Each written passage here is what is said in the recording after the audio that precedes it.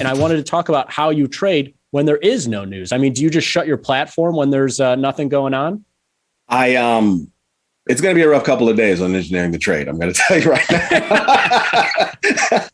I'm thinking about booking a juggler on Thursday. I'm not sure yet, but just do your Gumby, do your Eddie Murphy Gumby character all day. That's it. Yeah, I mean, it's one of those. There's a couple of things, right? Like well, first of all, it's good as far as option traders to collect, especially if there's not a whole lot happening. So that's a good thing.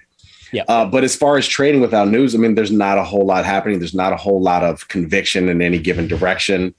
I'm surprised, though, that oil is moving up, right? But outside of that, there doesn't seem to be a whole lot happening. And so you try to find different ways to maybe put on maybe spreads or something like that. Maybe, I mean, but it's an interesting time, right? Because like you said, there's not a whole lot driving the market.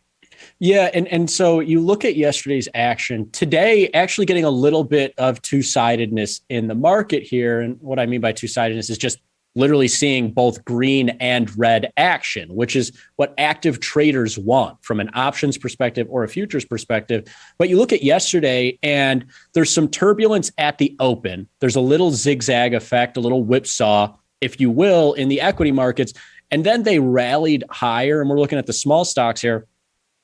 For the most part, they rally up a percentage point and then just sit there. And that's a classic no news day where equities move higher and then they sit, especially by lunchtime. It's like, oh man, from like 12 Central until 3 Central, if you're not going to give us a reason to be moving stuff around, we're going to sit here now for the most part. Now, this doesn't mean that we just close the platform and go make snow angels. Thankfully, no snow in Chicago here yet, so we can't even do that. What it does mean is you have to get a little bit more creative, okay? The same things that work in an active week when stocks are up and then they're down, they're up and they're down every other couple of minutes here, it's not going to work during this week. But that's why you adapt. You get a little bit more creative and you take a look even within equities, which were probably the least interesting asset class yesterday. Like you say, crude oil was moving yesterday, interest rates moving yesterday, equities, it doesn't look like so much, but you take a look at the run of, and sorry for a second here, I'm going to bring that. So now it looks a little bit clearer. You look at, Jermal, not only the small stocks, but the micro S&Ps, the micro NASDAQ, and the micro Russell. And what you see is, yeah, they all got to the point where they're up a percentage point near the end of the day. But you see at the start of the day, around 10:30 here, S&Ps are only up 0.5%, and the small stocks are up well over a percentage point. By the end of the day, that spread has come in. Getting a little bit more creative actually puts a bunch of ideas on your board, even though there's no news. I mean, does this seem intriguing to you? Yeah, this is a good point. I didn't even look at this yesterday, but looks like that spread was 0.8 at the beginning of the day, and then by the end of the day it was 0.4. So there's some edge there. Yeah, absolutely. And this is what I always push people to, where it's like, okay, if the market is volatile, then you could probably make money just buying and selling the market, right? If the market's kind of like teetering on volatile, it's like an in-between stage, then maybe you're using some underlying market, you're using some options, you're getting a little bit more creative. When the market is seemingly dead, that's when you have to pull out all the stops and start putting markets against each other, start spreading stuff off like you alluded to earlier and looking for some more interesting opportunities. Now, if everything is unchanged, and there's not even a difference between one equity market to the next, then it's like, all right, maybe go get a sandwich or something, because there's not a lot to do there. But this is something that I think a lot of traders are getting to this point. A lot of people who have been jumping on board with what we've been preaching about using standard deviations and using, spread markets and kind of using analytics and numbers to create futures trades. This becomes second nature to you. And I'm interested to see how you feel about this. But when I look at my watch list, Jermal, I'm almost always looking at the net changes in points and in percentage points here, and I'm comparing them. Now, like I say, if these equity markets are all down 2 to 3 to 4%, then you don't really need to necessarily look at spreads. Spreads might still be a good strategy, but there's so much going on in options and futures underlyings at that point that you don't have to worry about it. But when we have a slow news day or a slow news week, I can't help but just looking at these four equity markets and comparing their percentage terms. And you can see, I took this at the end of the day, they're all up, except for Russell actually ended up being a little bit of the underperformer. They're all up right around the same amount. But like I highlighted here, earlier in the day, there's a difference of almost a full percentage point between some of these. And you don't need to have a great charting package or anything like that. You just need to have a watch list and quickly kind of compare the net changes. Do you do this on your own with futures, or have you started since we've started kind of talking more futures in the last couple of months? Oh, yeah, for sure. I'm definitely looking at those percent changes throughout the day, trying to see if there's an outlier, just like you said. You look down and you see, oh, wow, Russell's kind of the outlier on the day here. I mean, they're not up as much as the others. I wonder why that is, So most definitely. And because of the way my brain thinks too, right? I'm trying to figure out exactly why that is. Is there any particular reason why? So, yeah, it's definitely something I'm always looking at. And what's actually almost empowering about a no news week is there oftentimes is not a reason why, which is almost like better. Because if there's no reason for these divergences, it's almost like, oh, I can sell the NASDAQ there and I can buy the Russell, or like we showed here, which would have been a profitable trade yesterday. Why is small stocks up 1.5 percentage points and S&Ps are only up 0.5 percentage point? What's the reason behind that? Oh, there's no news and there's nothing going on here. Well, I'm going to sell the outperformer and buy the underperformer. There's considerable overlap between all of these, except for the Russell, which is small caps for the most part. But yeah, all of these hold, your Apples, your Amazons, and so forth.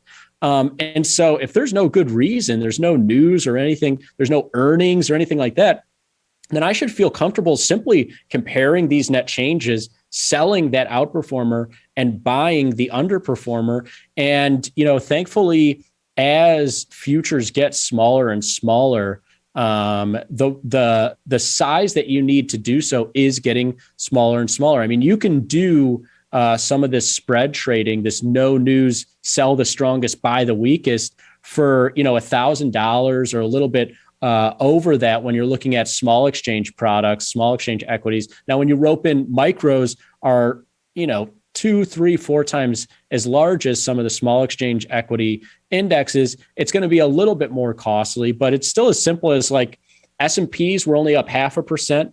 Small stocks was up 1.5%. I'm going to sell 3 of the small stocks, buy 1 micro ES, and just make money on those things collapsing, given that there's no news. So these are the ratios right here. These are the ratios of small contracts to your micro ES, your micro NASDAQ, and your Russell. And you can see that the micro ES and NASDAQ are about 3 times as big as the small exchange products. The micro Russell only about 2 times as big. Nice. Yeah, I've never traded micro Russell. I've never traded any one of these 3 at the bottom.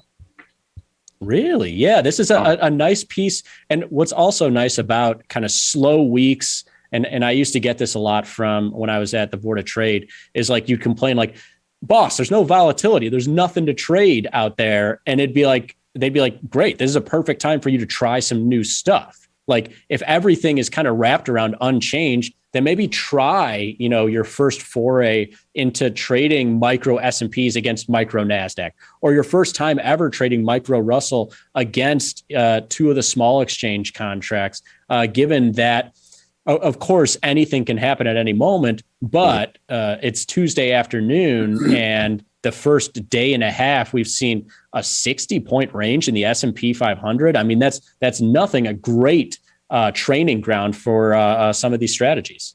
Yeah, it's been tepid volume to say the least. And as a matter of fact, a little while ago, I think S&Ps moved 15 handles and people on Twitter went nuts. Like, oh my God, it dropped like 15 points in like 4 minutes. Like, oh my God, it dropped 15 points in 4 minutes. Like, but that's the kind of, couple of days it's been. It's probably the kind of week that we're looking at right now.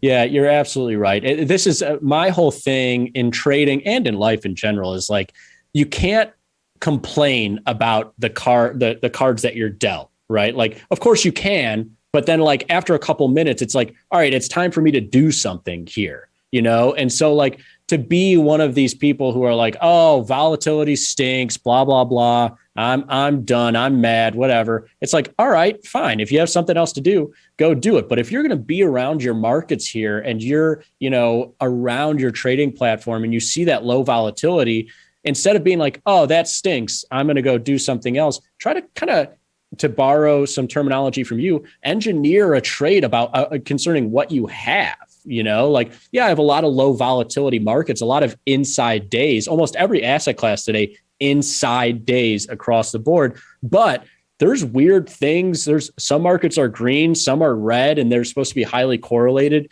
There's some stuff to get done, or just close the platform and move on to something else.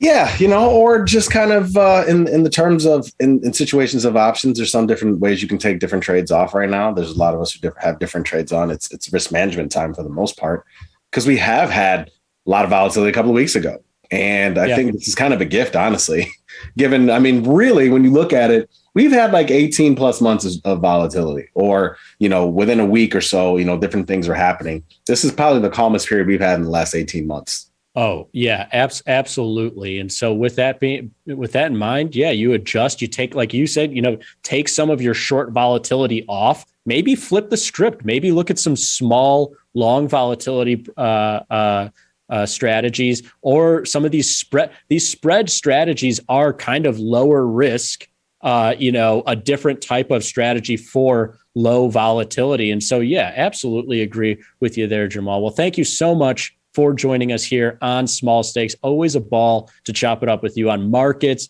Eddie Murphy, Jim Rome, otherwise. Always a ball, man. Thanks so much. You can catch Jermal on Twitter, Jermal Chandler. Is that your Twitter handle? That is the Twitter handle, the one and only @Jermal Chandler. Yes, sir. Beautiful. And then Engineering the Trade, 1:30 Central Time every single day. He's 1 hour from now. Interesting trades. 1 hour from now. Absolutely right. And then after that, to the mall, right? Yeah. 2 hours after that. At the mall.